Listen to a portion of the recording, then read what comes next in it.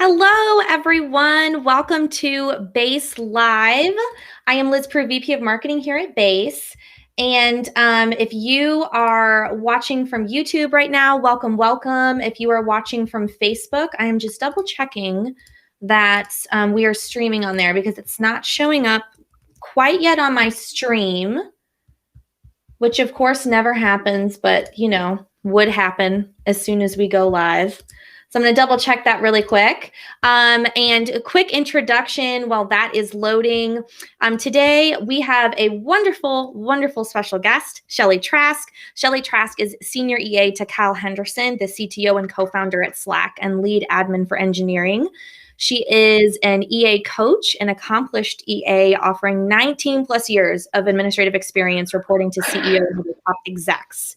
Shelley has helped shape the career path for assistants at Slack, including crafting their team's mission statement and values, which I am so excited for her to walk through today. So in this chat, she's going to walk through that process and then discuss some best practices for building your own career path.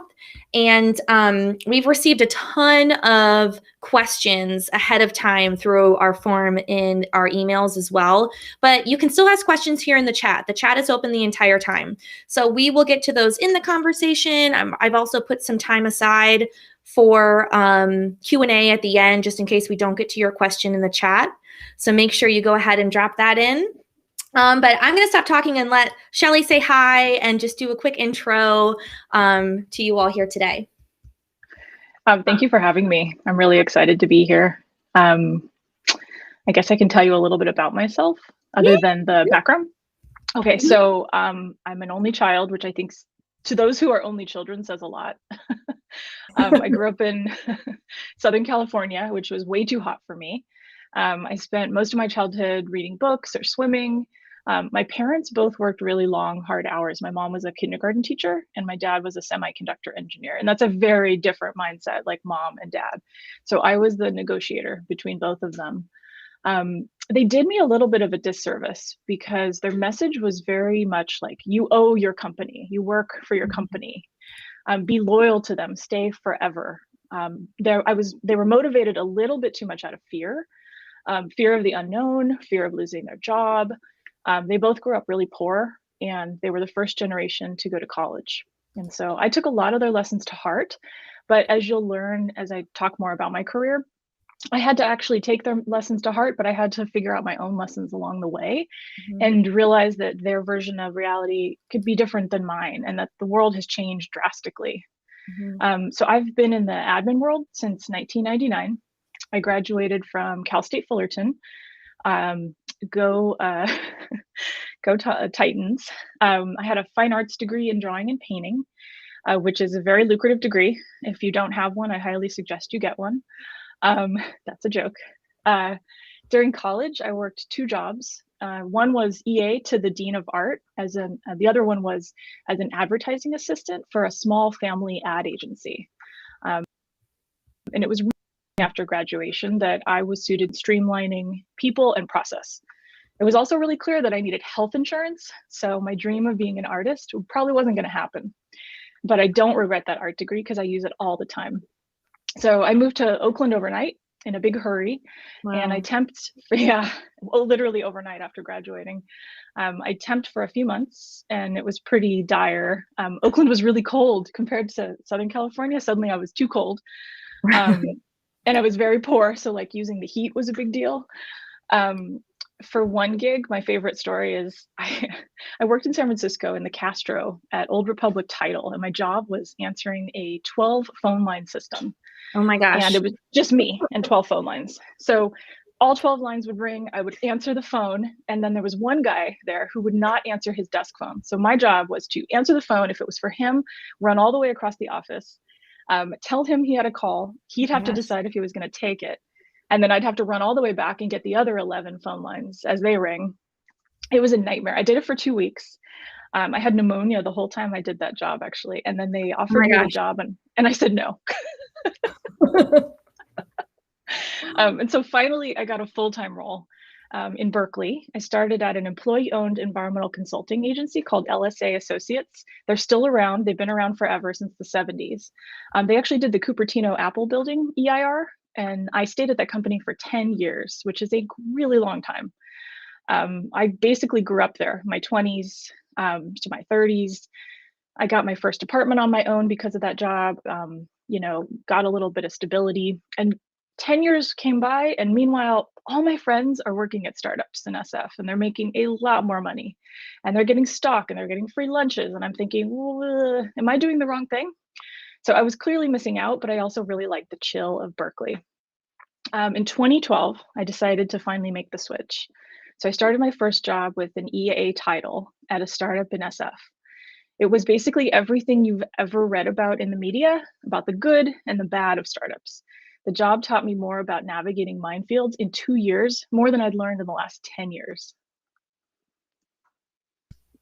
It's coming from someone who's also worked at tech startups and making that transition. Isn't it just incredible to think like, oh, this is what a work environment can look like? Like, this is just nuts. Yeah, like go-karts and snacks and Right. all we had at my environmental agency was coffee and water, and I think Coke. Yeah. That was it. Mm-hmm. I know, it's so wild. And then and I know we'll get into this, but to be acquired by Salesforce, with one of the most formidable SaaS companies in the world, has to be. I imagine you've been very busy these last few months. Less so me than some of my counterparts in Yeah. like G&A. Mm-hmm. But it's an exciting time. It's an exciting Yeah. time at both our companies. That's awesome. That's amazing. Well, I think we're going to dive into all of the wonderful things you've done at Slack in terms of setting up metrics of success. Pardon my dog, of course, waking up on the couch. Shelley and I were talking about our pets before this, shaking her ears. But I'd love to talk about what drives you in your role, because I think this is so important in terms of context for what led you to do all those amazing things for executive assistants at Slack. So what really drives you in this position? I'm incredibly self-motivated. I mean, being an only child, you have to be like your own best friend and your own, motivator and moderator, and ask yourself if what you're doing is the right thing to do. Right. But I'm naturally driven to make communication should be clear. And I realize now, this is a little too therapy, but I realize that my funky childhood of having the engineer dad and the teacher mom and having to be the referee between them, it already set me up for success, both in the business world, but also as being an EA. So having to negotiate difficult personalities, and yeah, I'm looking at you, mom, if you're watching this, I will send you this video, really sets you up to figure out, okay, I've got two minefields, right? And I have to navigate both. And how do I get this person to understand what this person's saying? And also I want to get out of this as soon as possible. But I love building out systems and processes, and I love identifying areas for improvement. I'm definitely a born critic. The joke in the family is you were telling us you didn't like the 70s architecture when you were a child. How did you even know you didn't like the architecture? Right. Because I was dreaming of Victorians and dreaming of Edwardians and all that stuff. But I know what I like, and I know I have a pretty clear vision of what success looks like for a team and for myself. And I've never been the person waiting to be told what to do. One of my big pet peeves, and something I really want to motivate people to do, is if you identify a problem at work, on your team, with the company, if you have the ability to make that change, you should just do it. Obviously, if it's going to impact other people negatively, ask for permission, but identify it, let people know you're thinking about it. I think that's the key. Yep, absolutely. I think it's the first thing I thought of as you were diving into that was mentorship, because from personal experience, and I'm sure several of you in the community, it's hard to bring those things up, whether it's something you can make better, or maybe something that you're struggling with. I tend to lean on my mentors a lot, and I know mentorship is something that you're quite passionate about as well. So can you talk a little bit about your journey within being a mentee and mentor? Yeah, when I started, there really were not executive assistant jobs. I didn't even know a lot about the role, what an executive assistant does versus a really strong office manager who's kind of juggling all the things like contracts all the way to HR. And I didn't have a lot of networks. The role, I wish someone had said, wow, you could make a lot more money and do pretty much what you're doing. Like, come over to this alleyway and we'll teach you all the things. But nobody did. And so I had to really figure out what boundaries look like. And like, no, was this appropriate? Like, should I be scheduling haircuts for my CEO? Well, if they're going to get photographed by Wired magazine, then yes, I probably should. But if it's just because they're, they don't want to do any of their own doctor's appointments, then maybe that's a conversation we should have. So like, boundaries is a big thing, figuring out what your role should look like. Now I'm smart enough to know before I take a job that I'm going to have that conversation about what boundaries look like, about what the role and the scope, Yep. what does the day-to-day look like in this job? What does success look like in the first 30, 60, 90 days? Questions to ask. And I didn't know to ask those questions. I just said, oh my gosh, you're paying me more than I've ever made. I will do whatever you ask me to do. Yep. Do you currently have a mentor that you work with on a regular basis? I don't. And if anybody wants to reach out to me, I would love to have that conversation. I see my team as my mentor. To be clear, we have about 27 EAs at Slack, and every single one of us is amazing and talented in unique and different and complementary ways. And so I look to someone who's amazing at running events and being super social. I'm going to steal their ideas and ask them to help me. And someone who's really good at pushing back or managing up, I'm going to listen really hard to what they have to say and take those ideas too. I think that's so important. The fact that, it's in being in a leadership position and wanting to grow in your role. Anyone we have on Base Live, or really any speaker, always says the key is listening. You have to listen in order to grow and to learn. And, sometimes it's hard to do that when you're just wanting to go, go, go, go. You're thinking, well, I just need to execute. That's how I'm going to get to where I need to be. And whenever you reflect on that, you're like, no, whenever I've gotten to where I needed to be, I've like taken a step back, assessed and listened. That's so true. And I'm actually I'm in the middle of writing an article about networking for introverts and how important networking is, even if it's like the last thing you want to do in your life. But I think you just kind of have to keep moving. Like, you may have noticed one of my LinkedIn articles that I wrote with Cher Hurd, by the way, who's another amazing executive assistant. It was about, a lot of our job, especially when you're more junior, you may support 3, 4, 5. I had 5 C-level executives at my last job. And you just feel like you're playing whack-a-mole. And yet every time you get your feedback cycle, the critique is, we love what you're doing, you execute like crazy, but we need you to be more strategic. And my pushback was always, how could I be strategic? I wake up and I have 300 emails. I'm just basically putting out fires. So it's that article, because Cher and I had some good tips on that. But it's the balance between strategic and firefighter. I like had something triggered in me when you said that. Whenever someone's like, well, I need you to be more strategic. You're like, 1, I don't have time to take a shower right now. How do I do that? 2, lunch was like a Fig Newton. Exactly. Like, I'm snacking on whatever was on my desk from yesterday. And it's like, I think Paige, actually, our CEO, does this every Thursday. Not ask me that. That's not what I'm saying. What I'm about to say is what she actually does. And I know I'm going to start doing this myself. Every Thursday, she does a step back day. And she is, her EA Natalie, who y'all know, she's fantastic in making sure that time is dedicated on her calendar to not be on email or Slack or any of the things, and take a step back at, okay, here's what my focuses were for the week. Here's what, where am I with my OKRs? Like, really taking that step back. And I think no matter what role you're in, it's so important, whether you're doing that a day a week, afternoon a week, whatever works for you. It's important. It's really important. And it is something I really had to work on. I'll just say, as coming from office management, it was, my customer is the entire company as an office manager. It's everybody complaining about their dried mango supply has dwindled. The dishwasher has suddenly exploded.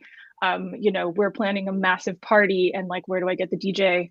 It's every problem and every nuance, right? And I have to care about everybody's feelings in the whole company. And then going to EA, I had to really understand that I have to focus my concentration of how much I can care. And of course I do care about everybody, Mm-hmm. but in a different way, right? My focus is on Cal. It's on Cal's success. It's on the use of Cal's time. It's very, very much a much more focused, I think, concentration.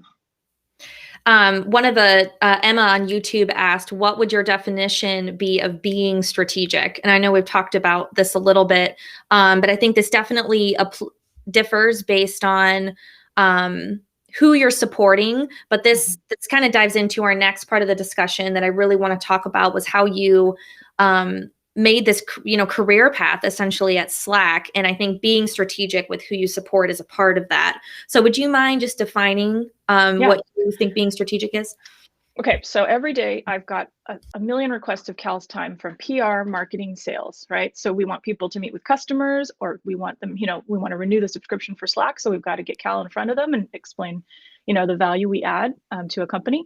Another one is marketing wants Cal to do a blog interview. And another one would be PR has, let's say Inc. or Wired magazine article, all of which ideally I would love for Cal to do all of that. It's all important. But I have to say, okay, he's only got an hour in a day. So which of these three things is the most important to the company's OKRs, to what are our goals that we've set for ourselves this quarter or this year? And how can I map the requests that are coming in for him to those goals? And then for myself too. So if I have all these requests, even just looking at the requests, which request should I look at first?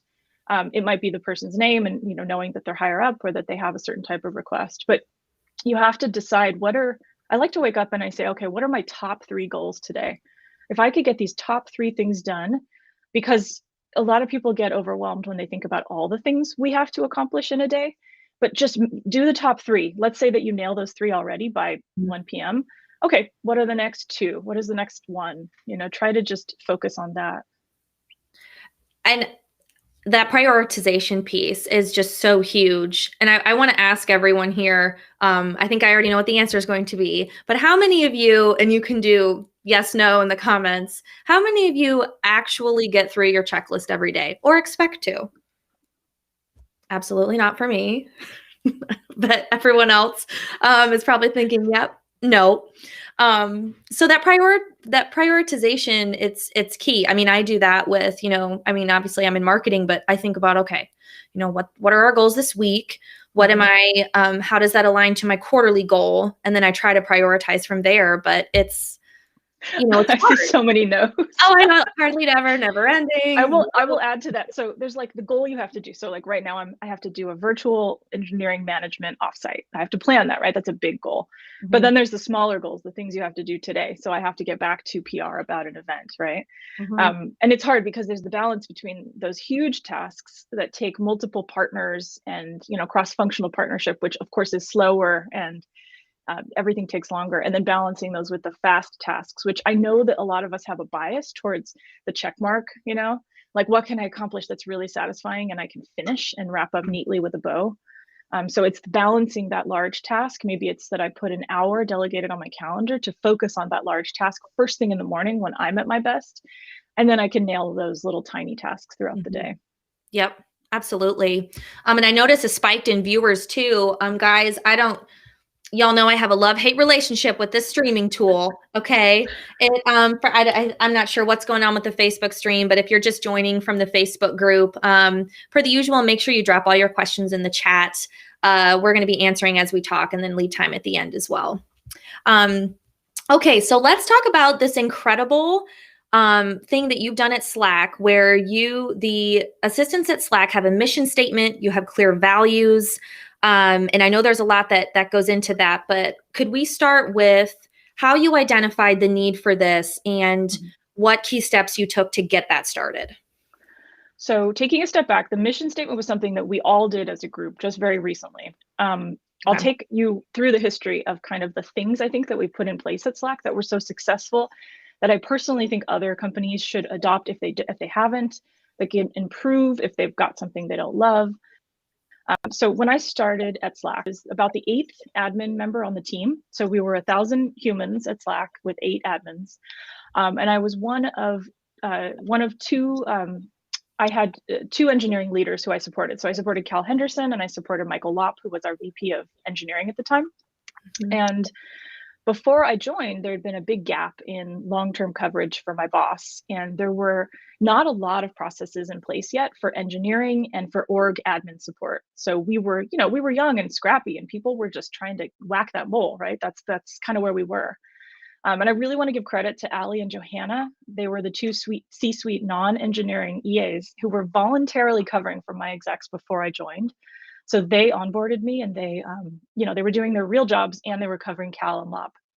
So during my first year, I supported both of them, and it was a lot of work. And I think probably 6 months into that gig, I asked to get another EA to help.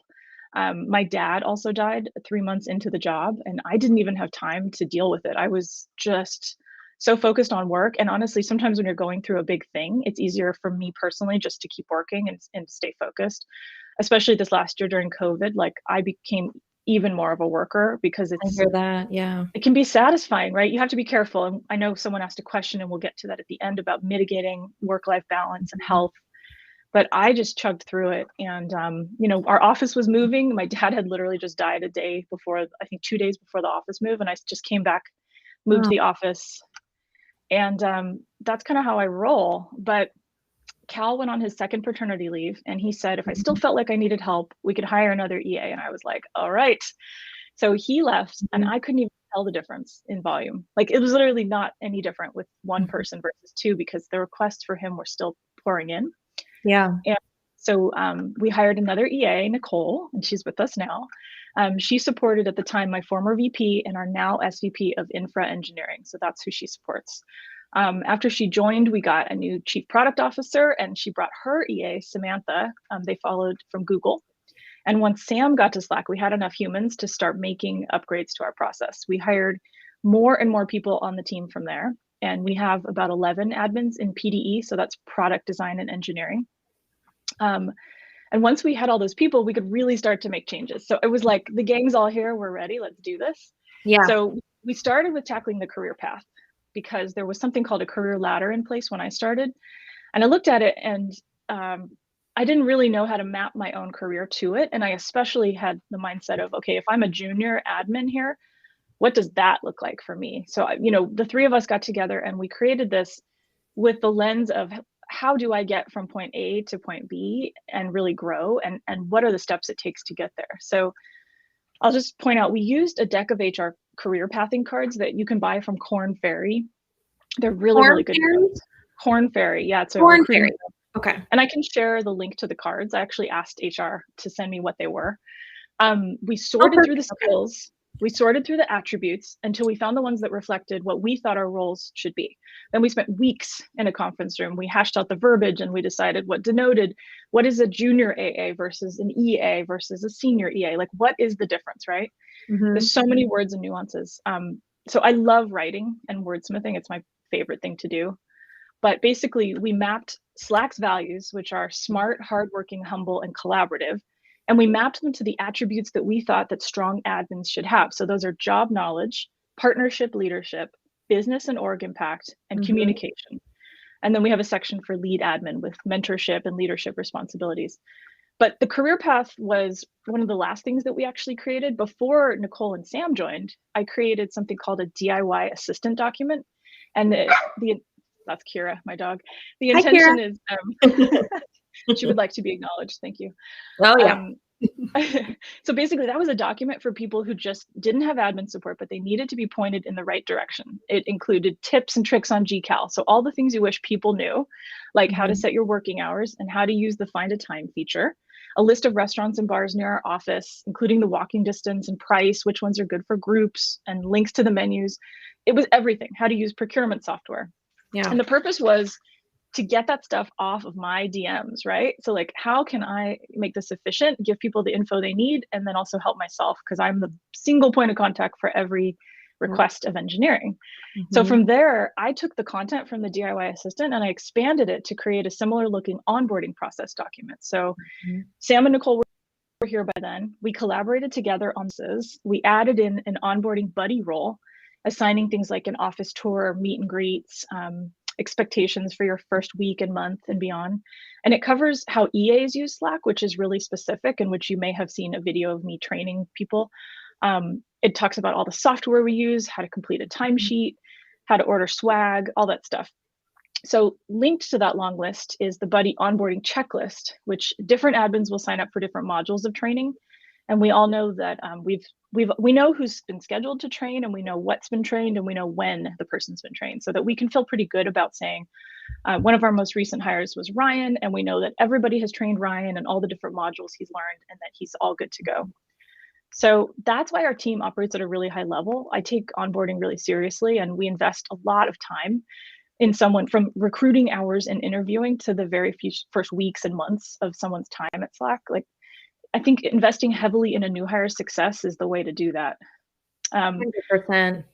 Yeah, we also rewrote our interview questions. We mapped those questions to Slack's values and the specific skills for which we're hiring, so that everything works as one giant loop, right? It's all connected. So we're starting a new panel this week, actually, for a hire, and it's so much easier now because, I got a DM from the person who's the hiring manager, and I said, well, here you go. Here's the last one we used. Just she's going to make updates and then share it with the team, and then we all know what portion that we are hiring for. So basically, I would say my success is reflected in the success of our new hires and my team. And I've grown from previously, my success is how efficient Cal can be, how much I can personally take on and do myself, which is a very hard mindset to outgrow. When you have been the only admin for most of your career, and I'm looking at everybody who works in a really small company, you can do a lot, but you are still only one person. And now my success is continuing to scale myself and my entire team, how to delegate, and I am still learning to delegate, how to ask for help. I'm still working on that. And how to get better at delegating while maintaining Cal scaling and efficiency and acting as a mentor and leader to the team. That's so the delegation thing. I mean, I struggle with that too. It's because for some reason, asking for help has been put in this stigma of I'm not doing my job, or I can't do my job, where it in reality is, no, we're doing our job so well. We're moving quickly. Now I'm recognizing we need to scale. And here's how we do that, and asking for help. So I'm sure everyone else can relate to that too. You just feel like, well, this means I can't do it. And it's the complete opposite. Yeah, it was hard to even say we need to hire Nicole. Like, I need Nicole. Right. Help. And it's funny, we had Amy Sherman on Base Live about a month ago, and she said the same thing. She said, I went to my exec and said, I need a chief of staff, or I need someone to come on and do this. Yeah, and she has an enormous role. I mean, like, the scale of her role is no wonder they would need multiple people in that department. So a lot of folks have asked about this in the questions ahead of time. I've seen it pop up in the chat, and I may be jumping ahead on our outline here, but because we're talking about it, so chief of staff, this is something that it's probably one of the hottest topics that we get here in the Base community of, well, I think the questions range from, do I want to be one? How do I be one? What actually is it? Does that role mean something different at a different company or in a different industry? So I'd love your take on that, especially because Slack it's one of the most innovative companies, and now being acquired by Salesforce, which also hosts a chief of staff role. I would love your thoughts there to share with the community. Yeah, this is my hot take, and it's evolved over time. So when I was more junior, I thought, of course I want to be a chief of staff, because I saw it at the end of the career ladder, right? It often winds up on our career ladder. So one would assume if one were to raise the ladder, right, get up the ladder, you're going to be there. And then I actually saw what I think a chief of staff is, which is very different than some other roles I've seen. So at Slack, I work very closely with my chief of staff in engineering. His name's Ross, and he's amazing. I'm so #blessed to have him, because I don't want his job. I do not want his job, and it's not a secret. We joke about it all the time, like, please never leave. Okay, you also please never leave. Because Ross has his nose buried in spreadsheets all day long and headcount. and he has to go fight the good fight to get, the headcount for recruiting that we need, and the negotiation of our with biz tech. He does a lot of very highly technical work, especially in engineering, that I personally am not qualified to do. And I have really different strengths that Ross appreciates. Like, I could do calendar jangle like nobody's business and make things happen fast. And, think it's just a very, very, very different role. And I'm very team focused, and he doesn't have to think about a team at all. He operates on a one-on-one with Cal, and then he and I get in sync quite often to make sure I understand what's happening and that he knows what I'm doing. But it's just a totally different role. And at Slack, we have many chiefs of staff, and I would say all of them now operate similar to Ross. They complement the EA role, they complement the executive role, and we kind of stay in our own lane, and we respect each other, and we respect the hard job that we each do, but it's not the same job. That's not to say I don't think I could become a chief of staff. Specifically, I don't think I could do it in engineering, but in another, maybe marketing or design, something that's a little softer skills. Like more my strengths. But I think I'm okay with not doing it. And I think I made peace with that a while ago, which feels pretty good. There is interest in our admin team and externally too at other companies to go from an EA role to a product manager, a project manager, a TPM, technical program manager. And I think there's room for that too. And I think that our skill set actually lends itself quite easily to those roles. I think it's important to note too, that you've really defined what success looks like and separated, you said, okay, I came in as a junior EA. What does that look like? So I know how to define what a senior EA is. So do you think that defining that helped you realize, well, did I want to be a chief of staff because that's what I thought, moving up meant before those definitions were made? I think a lot of people just want to get to the top, right? We all want to get to the top. When I was at LSA, we had two titles that were of significance. We had an associate and a principal. A principal is like C-suite, right? An associate is like a VP. And I worked so hard to get, there's my dog, to get associate level. And I was the only admin to ever reach associate level. And I actually met with my boss every year and said, okay, here are the steps I'm taking. What do you think I need to do? How do I get there? And it really was a North Star for me. And I think especially when you're more junior and you're trying to accomplish something, having a North Star is really important. But just be careful what your North Star is. Make sure it's something that aligns with the values and the actual day-to-day work that you want to do. That it's not just a title. It's not just a comp thing, because you could actually pay me a lot more money and give me a different job, and I don't think I want to do that job. Yeah, I totally hear that. I've seen that on the marketing front too. There are things I thought I wanted to be, and then I was like, oh no, I absolutely do not want to do that within marketing. Okay, so we have a ton of questions that have been sent in, and I know we're about 33 minutes in, but I have a feeling that Q&A is going to take up a chunk of the rest of the time here. So if you guys want to drop in any questions you have in the chat, I'm going to go back and forth between those submitted ahead of time in the chat. Okay, so first up, when your organization has no defined clear administrative path, how should one approach this? And I know you talked about how you did that at Slack, but some folks have said, my company may not be as open to starting new initiatives like that, or and I don't mean that in a negative way. It just that may be something new. So how would you approach doing that as a best practice? Yeah, so I've never had a career path or ladder before Slack, to be clear. In fact, I think that the job that I did day to day often was not reflected in the job description of which I was hired from. And I think it's important to realize that that's often the case. And I'm looking at everybody here and thinking many of you probably feel similarly. And hopefully it's because you've actually identified additional work that you could be doing to add value to the company.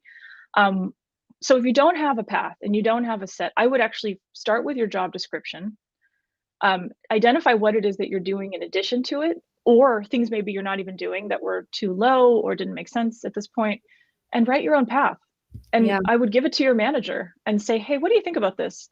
If you're the only EA, you can probably get away with this and work in partnership with your manager. If your manager is not great, which let's be clear, Your executive may not be a good manager. I'm not speaking for my current role, but I have very rarely had an executive who was an amazing manager. They might have been an amazing human, but not a great manager.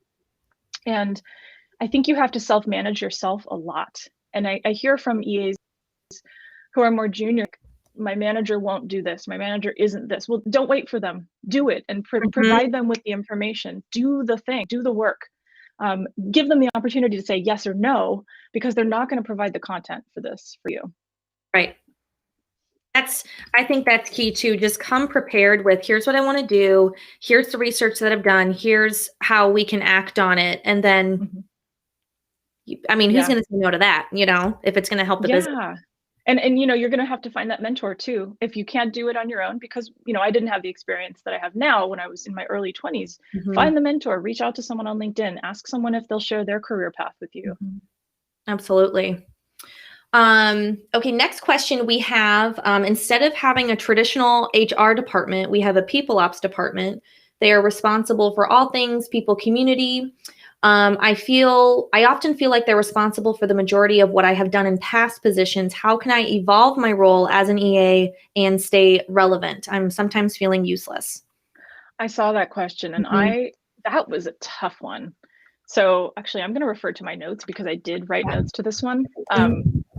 This was one. First off, you're not useless, okay? Yeah, you're not useless. Tossing that out the window. And I actually suspect that they are overstepping their boundaries. So here's what I wrote.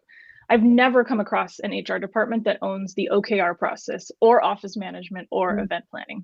Yeah. First, I would ask, how large is your company? And is this a historical need that now should be rebalanced? Was this because the company was like 4 people when it started? And now it's time to have that conversation about what you should be doing and what they should be doing. Because in my opinion, these tasks are better run by their respective departments. So OKRs should be done either by EAs, chiefs of staff, technical program managers, in partnership with all 3. Event planning should have a department, or sometimes it falls under marketing. If it's small, obviously event planning is your office manager. Often it is just a party of 1 or 2. Office management, I feel like that should fall under the COO or the ops team. And never HR. HR does not have a sense of what those duties entail. And so as an EA, reporting to HR is weird because you're not going to get that career development at all. Considering all of that, what can you do to stay relevant? So ask yourself, identify what you want to own, go ask to own it. Don't be shy. If the company is too small, find a bigger company.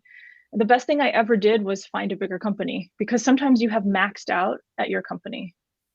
That's great advice. It goes back to what you were saying earlier too, for how Slack onboards EAs, in that as an assistant, you work for Slack, you support your executive. So your goals, if you're aligning to that department in which you are functioning in, that's not only future-proofing your role should for some reason your executive would leave, but it really helps sets those clear definitions up front too, which is great. Yeah, you actually just touched on something too, which is future-proofing our role. I know a lot of us in this industry talk about this publicly. I know Phoenix, Jeremy, Maggie, Jacobs, we all talk about this, which is make yourself invaluable. I would not work in a silo under one executive where the rest of the admin team or the rest of the executives don't know who I am or what I do. I think it's really important to keep that cross-functional partnership, because you never know when you need to call on someone. If you have a reputation for excellence and your executive leaves the company or something changes in their job, you have this wonderful network of people who understand what you do and how great you are. Yep, absolutely.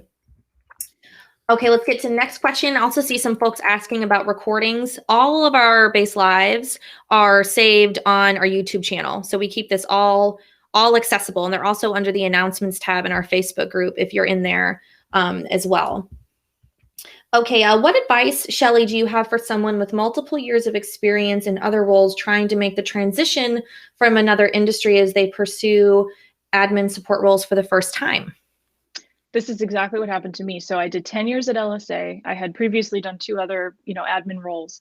And I, in my opinion, was highly qualified for this first EA role. I didn't have the title EA, I was office manager, but I'd done everything. I managed multi-million-dollar contracts. I managed, HR issues. I ran parties. I could create a charcuterie plate like nobody's business. Like everything you need to do in a company that's small, you wind up doing, everything. But I could not get into tech. I could not get my resume through the door. And it was hard. I honestly, it was so disappointing. And a recruiter friend of mine wound up sending me, said, there's this EA job at this company, tech company, that, you know, you'd be a perfect fit for. Can I give their HR person your resume? And that's how I got into the industry. So what I would say is reach out to your networks. If you know someone, if you're, let's say you're coming from, you know, I don't know, a utilities company and you want to get into tech, I would say reach out to your networks, look for people you know at the company. If you don't know anybody, cold email an EA there, explain your background and your strengths, and keep it short. Like, we're very TLDR, you know, we're all very busy. We don't have time for like the full background, but Yeah. I would love to see somebody who takes the skills that they have and maps them to the skills that we're looking for, even if they're not obvious. So for instance, when someone has a creative background, I always get really excited because my bias, of course, is creative people who are able to do improv and act on the fly and make things more beautiful, and they see the details in work. And I think all of those skills that are soft, wonderful skills, they lend themselves to all jobs in different ways. Absolutely. That reminds me of a speaker we had at our Empower Summit back in October, and she was How To EA, another Facebook group. She's fantastic, and she had wanted to get into an EA role, didn't have EA experience, but to what you were saying, had all the skills, knew she could do it, but she was doing, like, I think she was consulting with YouTube strategies for businesses. So she recorded videos of herself talking about how she was trained for this role and put executive assistant and her name in the YouTube title. So when people looked her up, like, to see, you know, how you always do the search of like, all right, let's check all the socials and stuff when someone hires, that's what would pop up. And I was like, that's brilliant. So, another one is use the tool. She used the tool, right? So she wanted to work at YouTube. She used their tool. She showed them she understood the value. And she's already in for me. Like, when people show me, you know, they know how to use Slack, like, that's step one. Absolutely. And we actually, I'll share this with you guys too. I'm taking notes because we have like a million things we're sending you guys, which is great after this. But Allie, another EA at Slack, she did a workshop, and it's only like 16 minutes, but it's the most amazing 16 minutes of how to use Slack and EA tricks and tips and all of that. So I'll share that with you guys too, that video as well. Allie's the best. Yeah, she was the one covering Cal when I started. Oh, really? Oh, that's awesome. Oh, yeah. I think I remember that. Awesome. Yeah. Okay, so we keep dropping questions in, guys. I'm pulling from both the chat here and ahead of time. We have another question.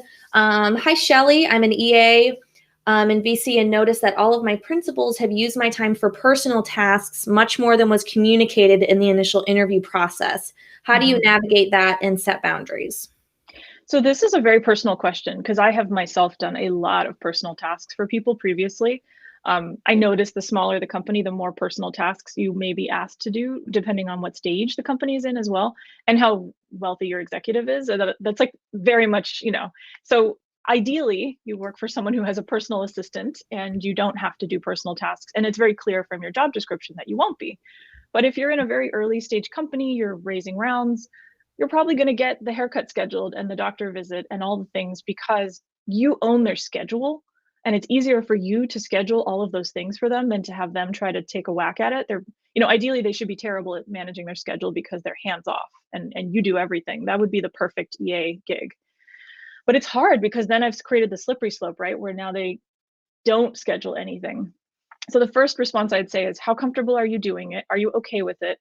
Does it max out on the time that you have to do the rest of your job? And if it doesn't impede the rest of your job, do you feel okay about doing it? You know, the requests that are coming in, do they seem to mirror to the company? So like I mentioned before, if your executive is going to be photographed and they need a haircut, that makes sense to me that I would just schedule the haircut, right? Yeah. But if they're having like a surgery, that's a little bit TBD on how deep you should get. But I would also, if you feel uncomfortable, I would say have a discussion about it. I know it's uncomfortable. If you decide you don't want to do things, make sure that the discussion with your executive is that asking me to schedule your colonoscopy impacts my ability to get you focused on the OKRs for the company. So make it a company, you know, dotted line. That's a really, really good tip. Yeah. Do you find that because I'll do this in my role here at base, we'll have like, okay, usually with Slack, I'm offline at this time, or email, I'm off. Like if it's after hours, you're more and it's not urgent, send me an Mhm. email. If it's super urgent, DM me because that means you really need me. Have you set expectations like that in terms of Mhm. how to communicate and what times and all that? So this is definitely my weak part. The good news is my executive really respects personal boundaries. He has 2 young boys. He at least makes himself look like he's offline after hours, who knows what people do when they're really Mhm. online. But I respect that so much, and I think it models so well for the company. People who appear offline in a leadership role, we're not judging you thinking you're not working. We actually think, "Oh, I don't have to work now. Thank you for giving me permission to be a Mhm. human." Right. Right?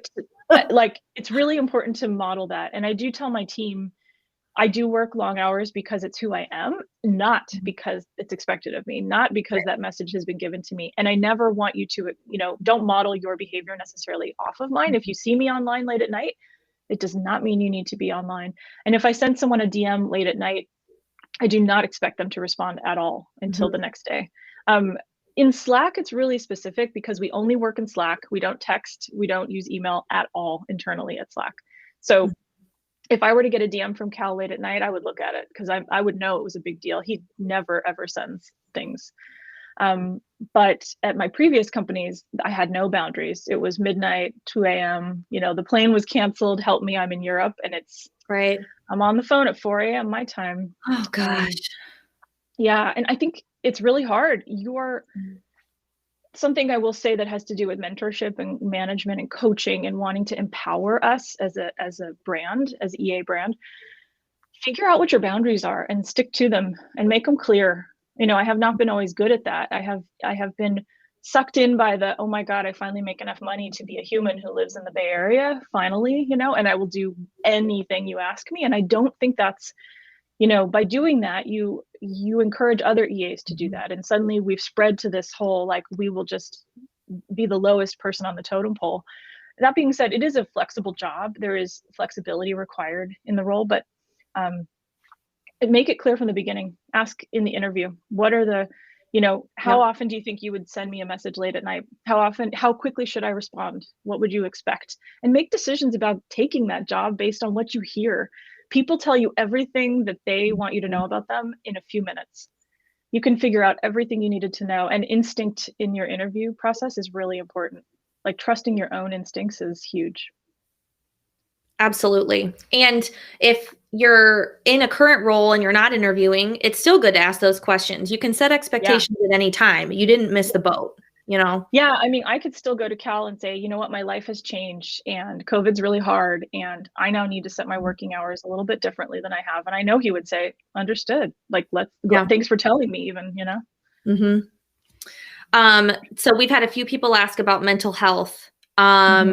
And I see it in the chat and questions uh, that were sent ahead of time, as well as some people saying, how do you unplug at home? Like, how do you know when to unplug? Even if you do love your job, like I love my Hmm. job. I'm the same. I'm by nature a workaholic. And then when I really love what I'm doing, it's like I find it hard to unplug. So what are your tips for that? And also, have you picked up on any check-ins or practices to take care of your mental health during the Hmm. last year?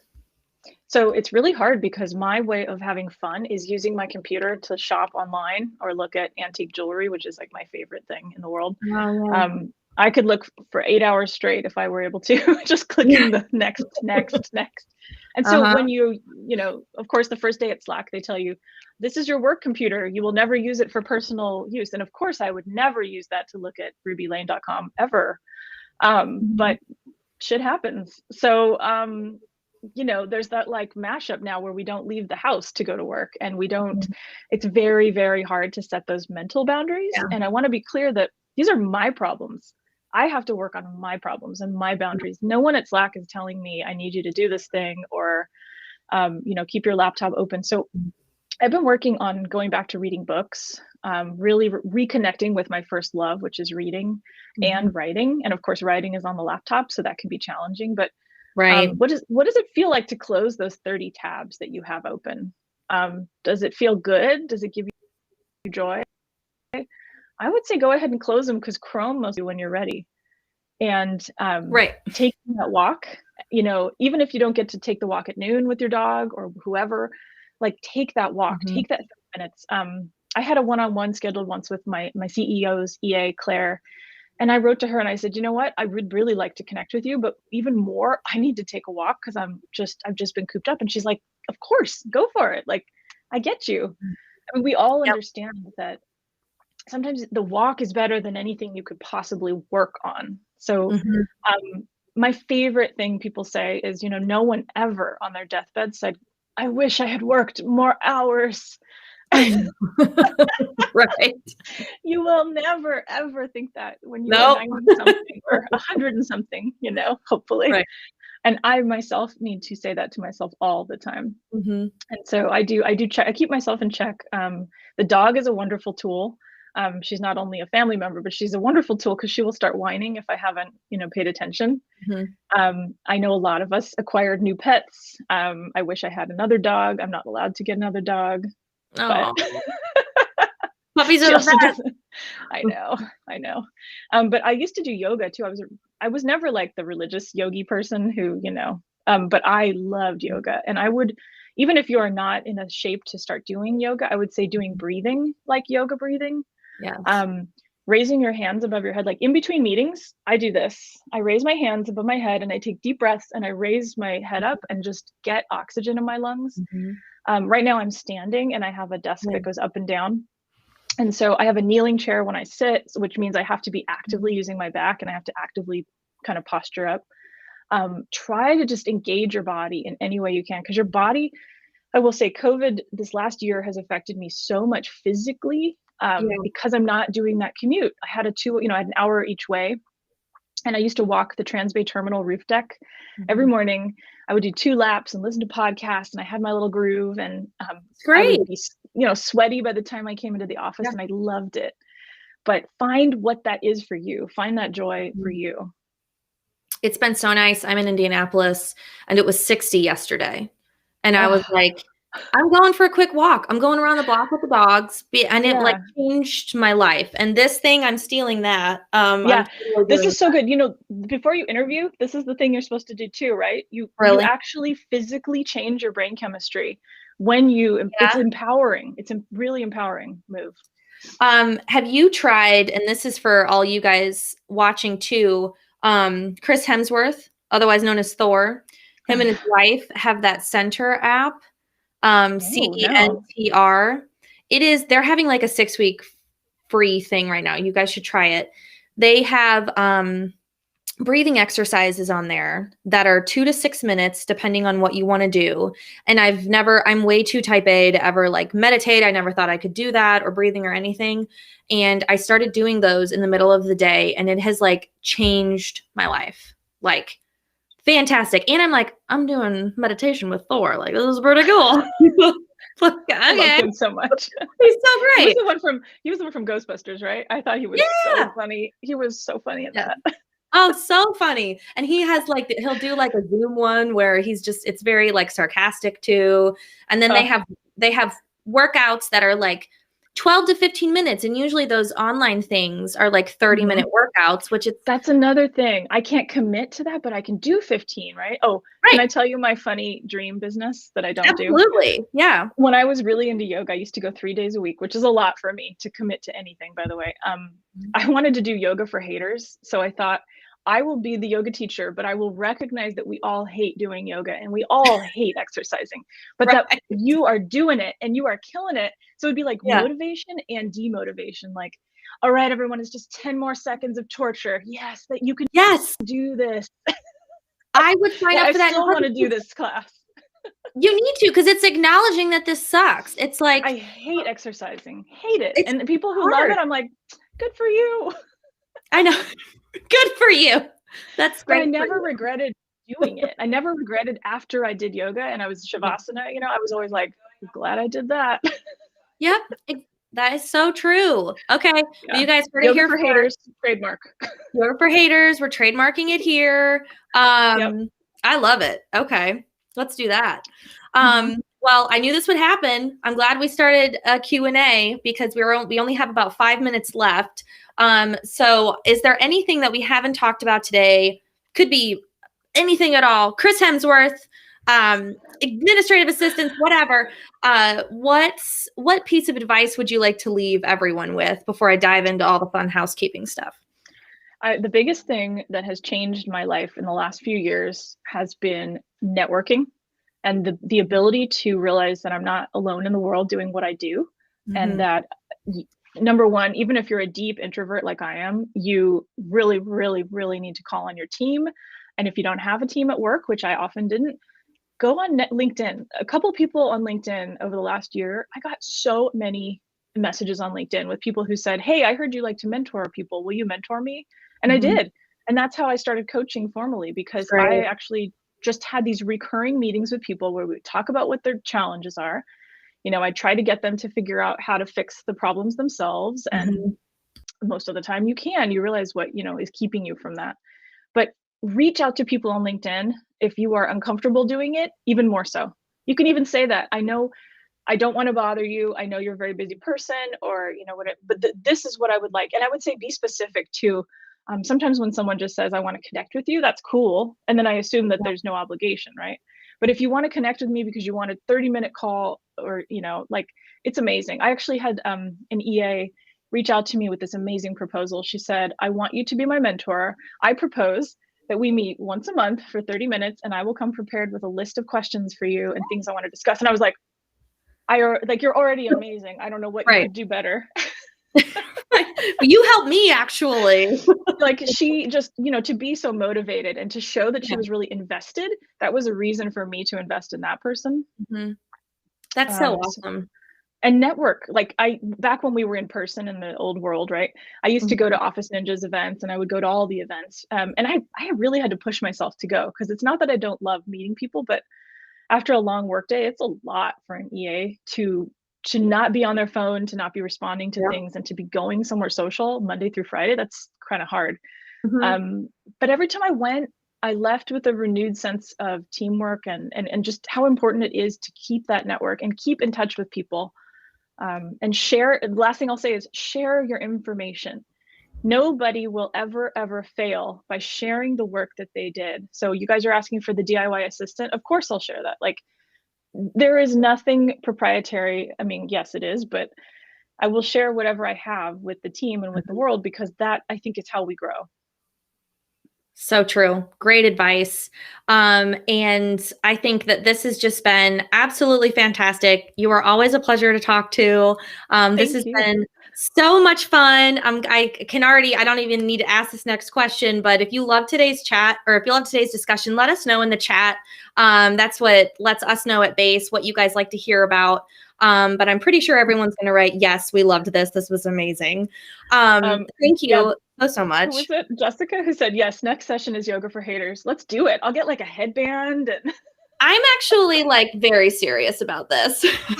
It's a great idea. I will do it. And I am not in shape, so get ready for some spandex. Me either. Oh my gosh, you guys are absolutely fantastic. Couple quick housekeeping items. Guys, if you aren't signed up for our Start Leading Summit yet, I'm going to drop that into the chat. It is next Wednesday, a week from yesterday. We are having all sorts of folks attend. We're actually doing a fitness session with this woman named Liz Van Voorhees. She's amazing, just great energy. Similar vibe, Shelley, to what we were talking about, but she's actually like super fit. But she's I'm sure great. she's lovely. Yeah, she's lovely. So make sure you guys check that out. I dropped that link. And then if you're a Base user, or even if you aren't a Base user, Jeremy, our other wonderful team member here at Base, head of product, he sent out an email about Digest 2.0. Y'all, it's going to change your life. So if you haven't checked that out yet, log into Base. I've also dropped, and I'll send this in the recap email too, a preview so you can try it out and see all the fun things. So that's another exciting announcement. But yeah, this has just been absolutely fantastic. Shelley, thank you so much. Thank you so much, Liz. This is awesome. All right, we'll catch you guys next time.